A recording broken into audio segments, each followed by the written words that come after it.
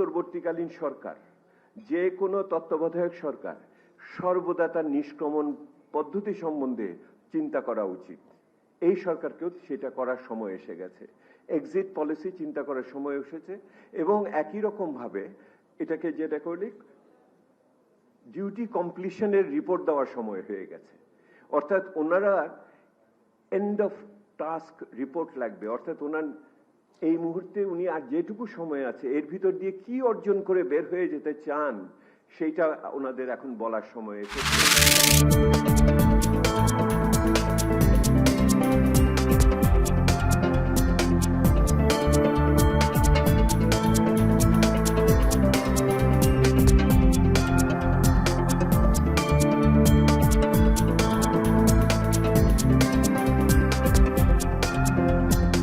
আমাদের কাছে যখনই কোনো অভিযোগ আসে সেটা আমরা অবশ্যই মামলা হিসেবে রেকর্ড করি, সেটা হচ্ছে চাঁদাবাজি। গত 6 মাসের পরিসংখ্যান আমরা দেখছি ডিএমপিতে গড়ে প্রায় প্রতি মাসে 70টির মতো চাঁদাবাজির ঘটনা রেকর্ড করা হয়। রাজধানীর গুলশানের সাবেক সংসদ সদস্যের বাসায় গিয়ে 50 লাখ টাকা চাঁদা দাবি মামলার একটা ঘটনায় 5 জন রিমান্ডে রয়েছে।